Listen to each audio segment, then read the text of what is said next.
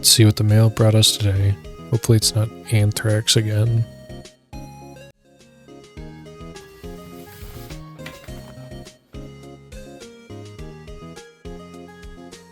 Oh, legal proceedings. Let's see who's on the chopping block. Well, looks like a whole lot of nothing. No way. I can't believe they actually went forward with this. I have to read this. 1 hour later. God, Nintendo really cooked themselves this time.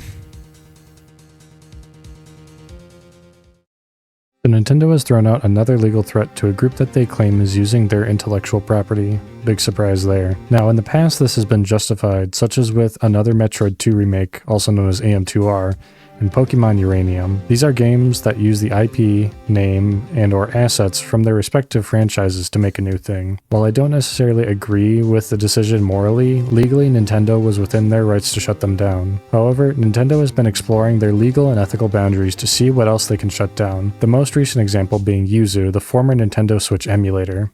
Yeah, as I was writing this, Nintendo also shut down Ryujinx. Shutdown might not even be the correct term, but they were the reason that it is no longer being worked on. Yuzu and Ryujinx were the largest Switch emulators in the game as far as I'm aware, and now they're both dead in the ground. We'll talk about this probably in another video, but I wanted you to know how much Nintendo cares about keeping their properties locked down, as it'll be important later. Nintendo sued the developers of Yuzu because the project, quote, facilitated piracy at a colossal scale. While Yuzu required you to bring your own keys like this is a 21 and over college frat party for cars, Nintendo was still unhappy with the fact that the team was allowing people to play these backed up games on their PC, even games that hadn't quite been released yet. The Silver Bullet ended up being a fork of Yuzu that let people play a leaked build of The Legend of Zelda Tears of the Kingdom about a week or so before it was released. In the end, Yuzu folded so that the future of emulation could continue. However, the Yuzu team was also the team that created Citra, the 3DS emulator, so Nintendo ended up killing two birds with one stone that day, and both were wiped from the internet. But this is old news, and has been for about half a year now. Now, Nintendo is taking another swing to see if it connects. Nintendo is suing Pocket Pair Incorporated, the company that developed Palworld, for patent infringement, and this was confirmed and acknowledged by both companies over social media. For those of you who are unfamiliar, Palworld is a game that everyone has dubbed Pokemon with guns. From the art style and design of some of these pals, you would think that this is just a shameless grab at the Pokemon franchise, but it's actually a fairly charming game. For the viewers who haven't played and just like a bit of drama, let me give a brief explanation of Palworld's gameplay. Palworld is split into three main parts: base building, exploration, and monster catching. If I had to compare the gameplay to other games, I'd say that it takes inspiration from Rust in terms of the base building, The Legend of Zelda Breath of the Wild for exploration, and the Pokemon franchise for, well, the monster catching. However, I want to specify that it plays more like the Pokemon Legends games in terms of the open world nature of the gameplay. Now, two of these three are Nintendo IPs, which may be where the patent infringement lies.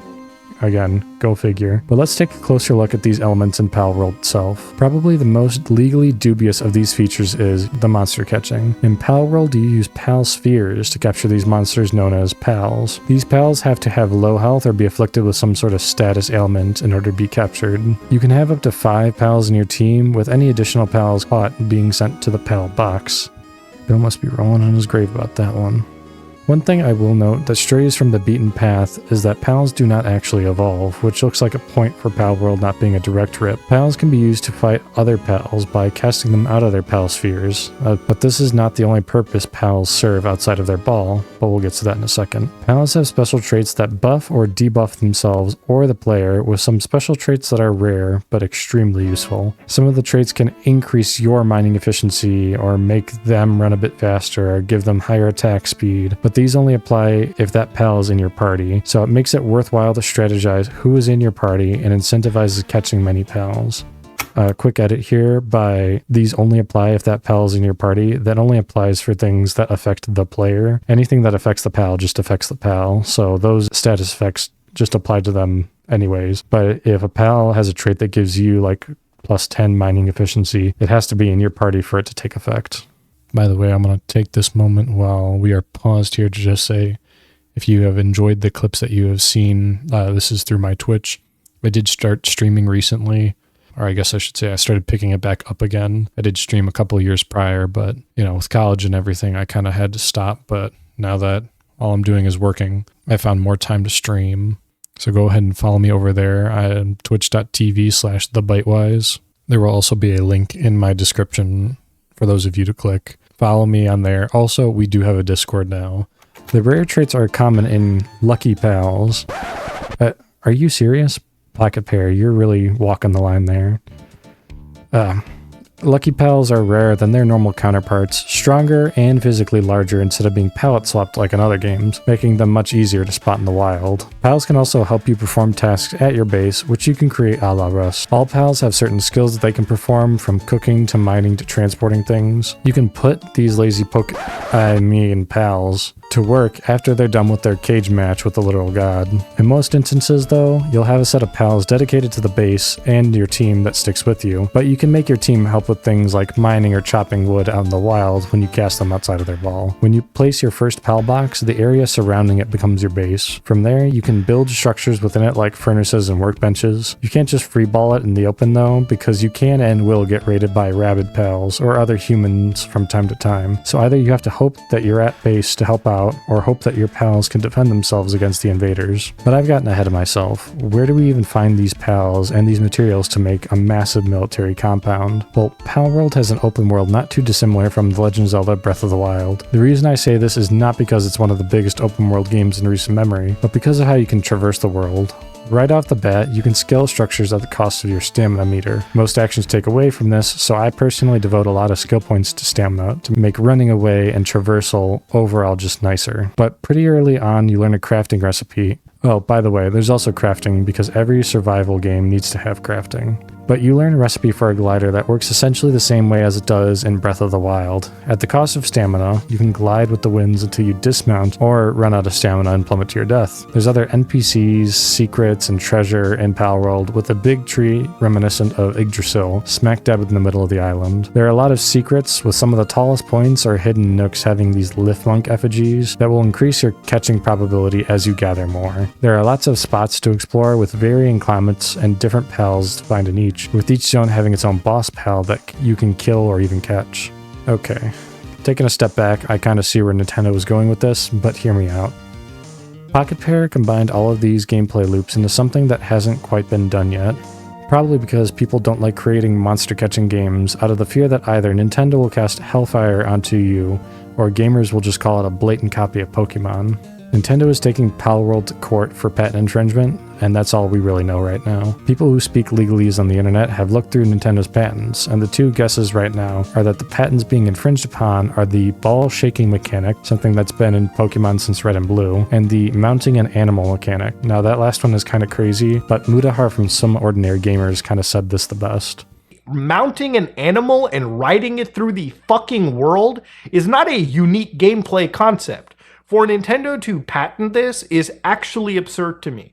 But here's my take on this. These three gameplay elements are not three you can just throw together and call a day. If your pals didn't interact with your base and help you with that, people will be split between those who like the monster catching aspects, or the Pokemon fans, and those who like the base building and survival aspect, or the Rust fans. Because pals can help at the base and they have randomized traits, it's worthwhile to catch a lot of them, both to get better pals for your team and better pals working at your base. Then there's these things that you have to build for your pals, like beds and quality of life items like hot tubs, and to get some of these items you have to catch or kill pals and explore the world for its resources. Pocket Pair has created an interesting experience that takes what has been done by others and taken the next step. But that's just how creation works. Take Stardew Valley for example. Stardew Valley took heavy inspiration from Harvest Moon, the de facto king of the farming sim during its time. Concerned Ape, the creator of Stardew, improved upon the gameplay loop, seeing some of the issues that people had with Harvest Moon and eliminating them or fixing them in one way or another. Or, in cases like the Joja Mart versus the Community Center, he has improved upon the standard formula, giving players the option to do the completionist route of collecting a bunch of the game's items or just maximizing your profits, both of which give you access to the same perks as you complete them. But you know what I don't see here? Amicus, the creator behind Harvest Moon, filing a lawsuit against Concerned Ape. Nintendo is protective of its IPs, and that's okay, but strong-arming creators from working on projects that play similarly to some of your own works, that's, as we say in the business, cringe. Nintendo, you have become a Goliath. It's really sad to see the path that you've taken ever since I, was introduced to your series as a child. Nintendo, it's time to take a step back and kind of realize what you're doing here, because it's only a matter of time before David arises and slings the rock that takes you down. And trust me, if you get taken down and there's no fans there left to pick you up, that's it for you. I mean, we've been with you through thick and thin over the years, but sometimes enough is enough. Anyways, thank you guys for watching, and I'll see you later.